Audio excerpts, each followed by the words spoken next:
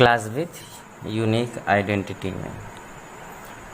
दोस्तों 2018 की पार्ट 1 में 15 सवालें हो चुकी थीं। आज से इस 15 सवालों को करना है, ठीक है। देखिए क्वेश्चन है 15 सेंटीमीटर वाले किसी घन में से 15 सेंटीमीटर वाले किसी घन में से 3 सेंटीमीटर वाले कुल कितने घन काटे जा सकते हैं। ये देखिए घन क्या होता है, जैसे स्क्वायर आप जानते हैं ना, स्क्वायर वर्ग की सभी भुजाएं बराबर होती हैं। अगर एक भुजा ए है तो ये सभी क्या होंगी ए। जब सारी भुजा एक है तो अगर इसका परिमाप निकालना हो तो 4 गुणे एक भुजा, यानी चारों का गुणा कर दीजिए, एक भुजा की लंबाई में क्या आ जाएगा, परिमाप आ जाएगा, ठीक है। लेकिन ये 2D फॉर्म है। जब हम इसका 3D फॉर्म करते हैं, वर्ग का ही 3D फॉर्म करते हैं तो क्या बन जाता है, एक घन बन जाता है। और अगर आयत का 3D फॉर्म करते हैं तो घनाभ बन जाता है, ठीक है। तो 15 सेंटीमीटर वाले किसी घन में से 3 सेंटीमीटर वाले कुल कितने घन काटे जा सकते हैं, यानी 3 सेंटीमीटर के छोटे छोटे कितने घन काटे जा सकते हैं। घन का वर्ग आप जानते हो, अगर इसकी लंबाई चौड़ाई ऊंचाई क्या होती है, सेम होगी। घन की लंबाई चौड़ाई ऊंचाई क्या होगी, सेम होगी, जैसे वर्ग में होती है। इसमें मतलब ये 2D फॉर्म में है, इसमें एक हाइट मिल जाती है तो 3D फॉर्म हो जाता है। तो ठीक है, तो 15 सेंटीमीटर वाले किसी घन में, यानी 15 सेंटीमीटर जब एक भुजा है तो इसकी तीनों भुजाएं कितनी होंगी, 15 होंगी, ठीक है। तो क्या करेंगे 15 क्यूब, क्योंकि सारी भुजाएं बराबर होंगी, 15 क्यूब बराबर कितने काटे जा सकते हैं ना, कितने काटे जा सकते हैं, कितने, 3 सेंटीमीटर के। 3 सेंटीमीटर यानी 3 भुजा 3 गुणे 3 गुणे 3 रहेगा, ठीक है। तो 15 गुणे 15 करके 3 गुणे 3 करके काट दीजिएगा तो 5 5 5 55 25 25 5 125 आ जाएगा, ठीक है। ठीक है दोस्तों, अब आइए नेक्स्ट सवाल क्या थी। 3 की घात 1989 में 7 से भाग देने पर शेषफल क्या होगा। इसको मैं 2 तरीके से बताऊंगा। पहली बात तो आप इसको ऑप्शन से कैसे लगा सकते थे, ठीक है। आइए देखते हैं। पहली बात तो जब 7 से भाग देते हैं किसी संख्या में, किससे भाग देने, यहाँ पे 7 से भाग देने को कहा है, 7 से भाग देने को कहा है। किसी भी संख्या में जब हम किसी भी संख्या में जब हम किसी अन्य संख्या से भाग देते हैं तो उसका जो शेषफल होता है, रिमाइंडर होता है, उस भाजक से 1 कम आता है। उस भाजक से क्या आएगा, 1 कम आएगा। यानी जब हम 7 से भाग दे रहे हैं तो शेषफल 7 से 1 कम यानी 6 तक आ सकता है। 0 से स्टार्ट होके 6 तक आ सकता है। तो 8 इसमें दिया गया है, तो मतलब भाजक से तो बड़ा हो ही नहीं सकता। शेषफल कभी भी भाजक से बड़ा नहीं हो पाएगा। जैसे हम किसी भी संख्या में 7 से भाग दे रहे हैं, ठीक है, 7 दूनी 14, 1 बचा, मतलब यहाँ पे कभी 8 नहीं होगा। 7 से बड़ा कभी आ ही नहीं सकता, भाजक से बड़ा कभी शेषफल हो ही गया ही नहीं। तो ये भी कैंसिल हो जाएगा, ये कैंसिल हो जाएगा।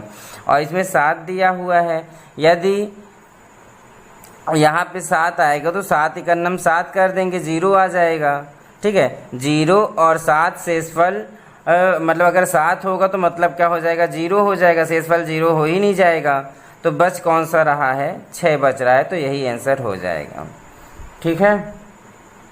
आइए अब हम कैसे इसको डिटेल में करते हैं वो देखते हैं। तो सबसे पहले हमें इस 3 को कैसे लिखा जा सकता है। इस 3 को ऐसी संख्या में बनाते हैं, मैंने लिख दिया है, आप भी लिख लीजिए।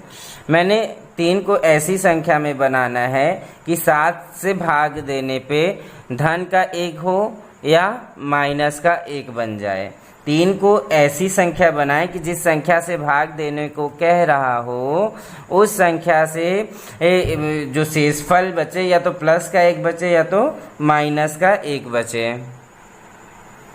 तो हमने क्या किया, सबसे पहले 3 की घात 1989 था, तो हमने क्या किया, 3 की घात 3 कर दिया और इसको क्या कर दिया 663, ठीक है। जब इस 3 का इसमें गुणा करेंगे तो 1989 ही मिलेगा। ठीक है।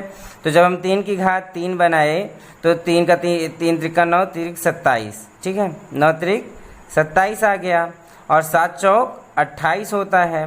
तो 7 चौक 28 होता है, यानी शेषफल कितना बचा? 1 बचा, माइनस का 1 बच गया, माइनस का 1 बच गया। ठीक है।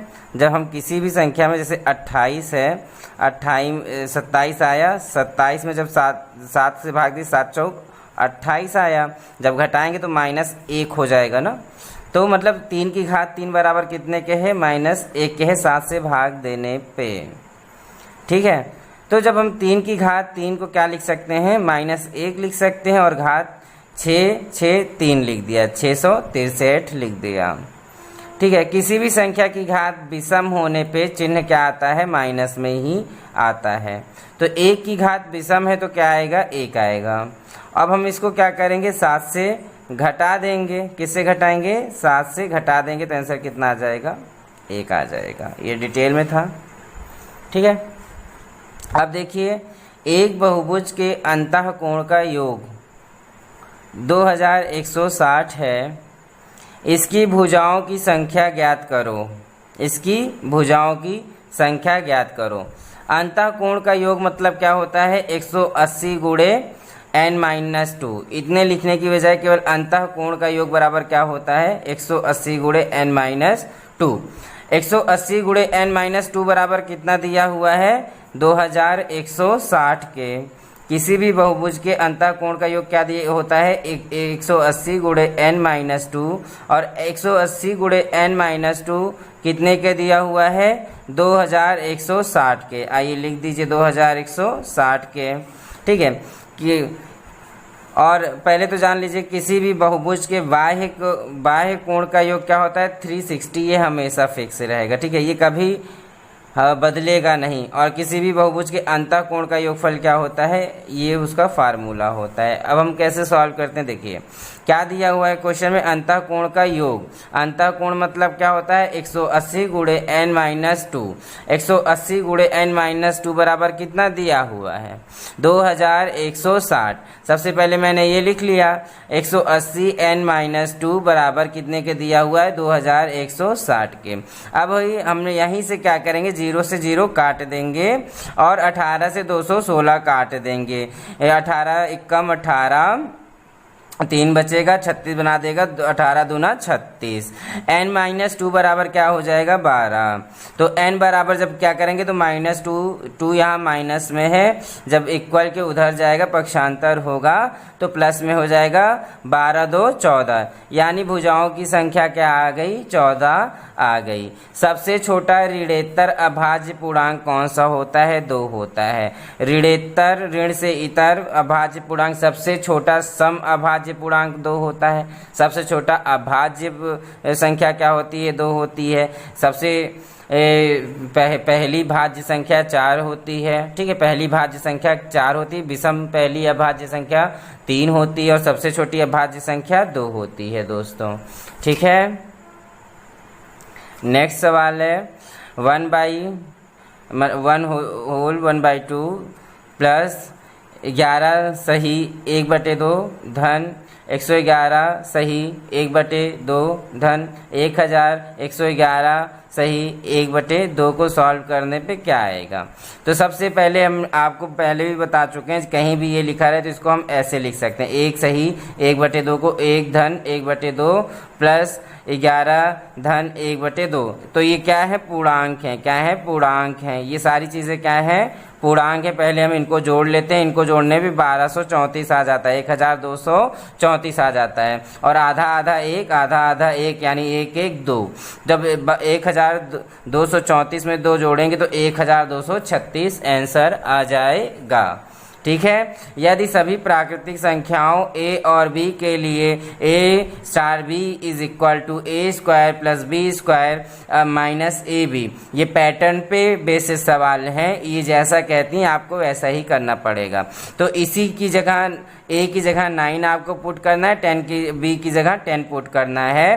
तो 9 का स्क्वायर करेंगे 81 आएगा, b का स्क्वायर 10 का स्क्वायर करेंगे 100 आएगा, और 9 और 10 का मल्टीप्लिकेशन करेंगे तो 90 आएगा। 181 माइनस 90 आएगा 91, आंसर आ जाएगा आपका।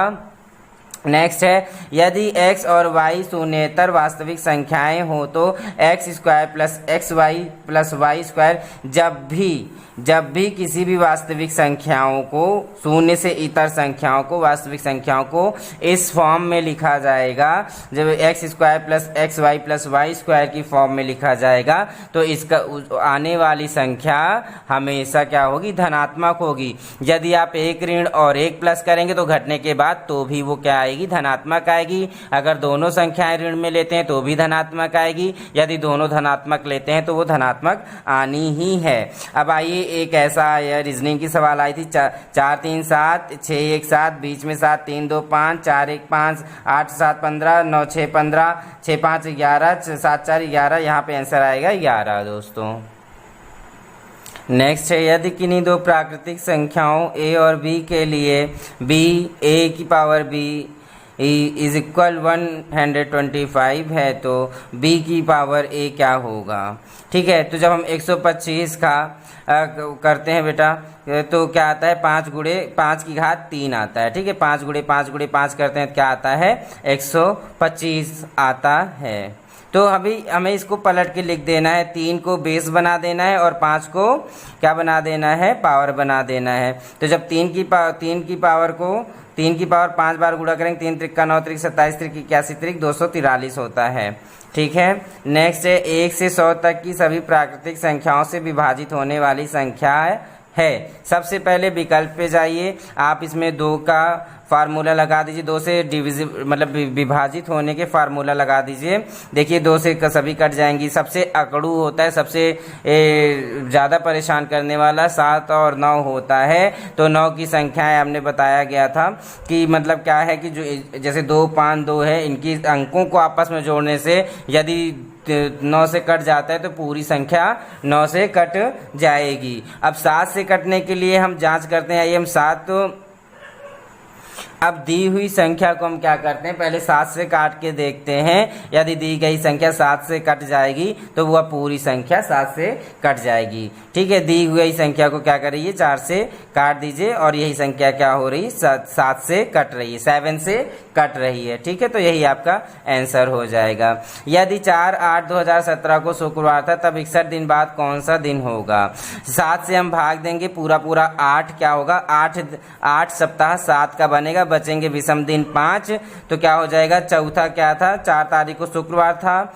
ठीक है, 4 से फिर हम 5 दिन आगे जाएंगे तो पहला दिन मतलब 4 से फिर हम पहले मतलब एक दिन गए शनिवार, फिर दूसरा दिन रवि, तो गिन लेंगे 5 दिन हमें चलना है, तो 5वें दिन पे क्या आएगा, बुधवार आएगा। ठीक है, 5 दिन आपका क्या आ गया, विषम दिन आ गया। ये पूरा क्या हो गया, पूरा ही सप्ताह बन गया 7 का। जो यहाँ पे आता है वो पूरा 7 का सप्ताह बन जाता है, यानी 8 सप्ताह बनेंगे 7 के और 5 दिन बनेंगे। तो 5 दिन हमें 4 दिन से आगे, शुक्रवार से 5 दिन आगे जाएंगे तो बुधवार आ जाएगा। ठीक है,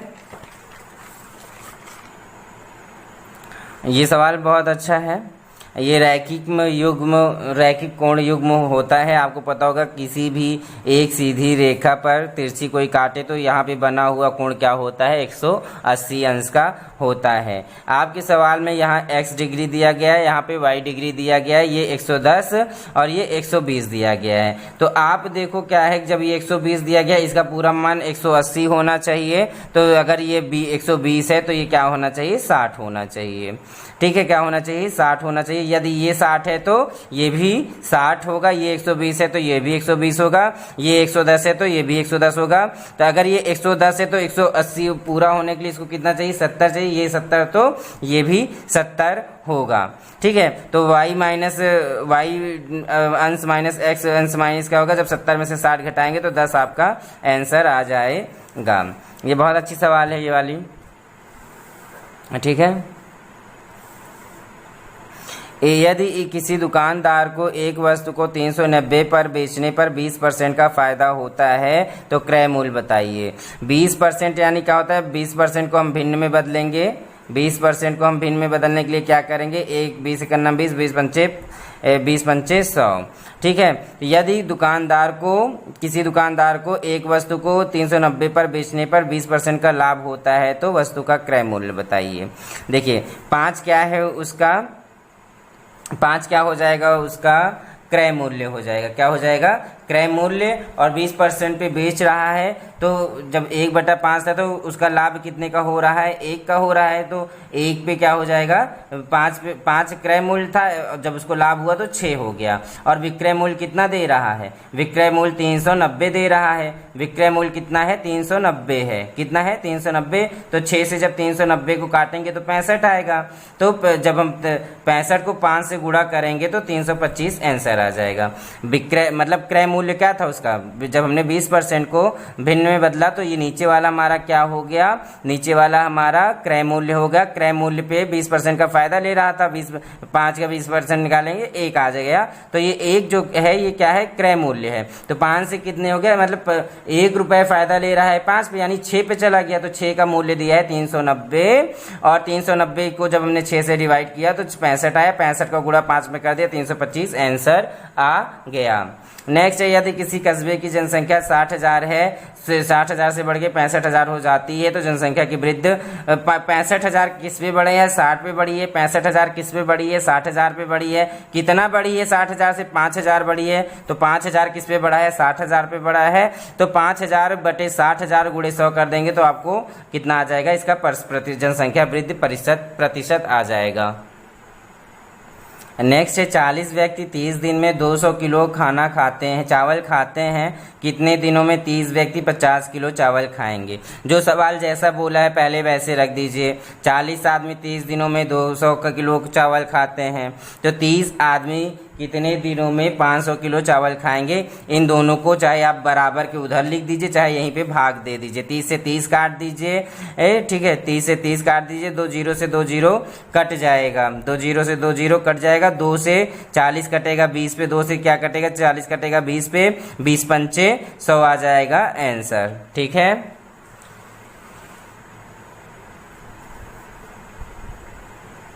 नेक्स्ट है, एक समचतुर्भुज के विकर्णों की लंबाई 16 सेंटीमीटर 12 सेंटीमीटर है। रेम्बोस है ये। समचतुर्भुज की भुजा ज्ञात करो। ए स्क्वायर बराबर क्या होता है, d1/2 प्लस d1/2 का होल स्क्वायर, मतलब स्क्वायर प्लस d2/2 का स्क्वायर। मतलब ये जो विकर्ण है इसका आधा ही क्या हो जाएगा, इसके विकर्णों का आधा। जैसे ये 16 दिया गया है तो ये 8 और 6, अभी हम देखते हैं इसको। समचतुर्भुज है, समचतुर्भुज के विकर्णों को एक दूसरे को ये 90 अंश पे काटता है। ठीक है।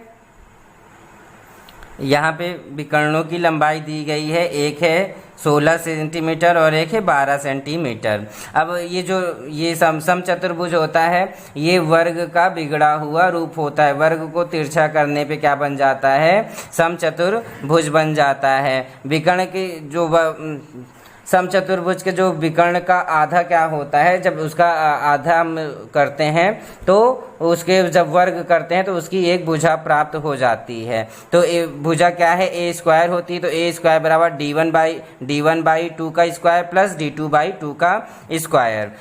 ठीक है। तो हम क्या करते हैं, तो हम करेंगे ए स्क्वायर बराबर 8 स्क्वायर। जब विकर्ण ये वाला 16 है तो इसका आधा क्या होगा, 8 होगा। और ये वाला 12 है तो 6 होगा। 8 स्क्वायर प्लस 6 स्क्वायर रूट में करेंगे तो 64 प्लस 36 100 आएगा। और जब जब ए बराबर क्या आ जाएगा, ए बराबर आ जाएगा 10। ठीक है, ए बराबर क्या आ जाएगा 10। और समचतुर्भुज का क्षेत्रफल बराबर होता है 1/2 d1 d2 होता है। या फिर आप ट्रिपलेट से ही समझ जाओ। ये जब ये वाला पोर्शन देखिए आप, ये जब 8 हो गया, ये 6 हो गया, तो ये डाई ट्रिपलेट होता है। समकोण त्रिभुज का ट्रिपलेट से होता है। जब कोई एक भुजा 8 6 तो ये क्या हो जाएगी 10 हो जाएगी। ये क्या हो जाएगी 10 हो जाएगी। यहाँ पे आपने क्या किया 8 मतलब ये 16 था तो इसको 8 बना दिया, ये 12 था तो इसको 6 बना दिया। तो अब इसमें समकोण त्रिभुज की पाइथागोरस ट्रिक लगा दीजिए, चाहे आप इसको ऐसे ही समझ लीजिए a² + d1/2 का स्क्वायर प्लस d2/2 का स्क्वायर। ये क्या होता है समचतुर्भुज के भुजा को निकालने का सूत्र होता है जब आपको विकर्ण दिए गए हों। तो दोस्तों आज 2018 का यूपी टेट का पेपर अनसॉल्व पेपर पूरा समाप्त होता है। आशा करता हूँ आपको अच्छा लगा होगा। ठीक है, आपको नमस्कार। ठीक है, धन्यवाद।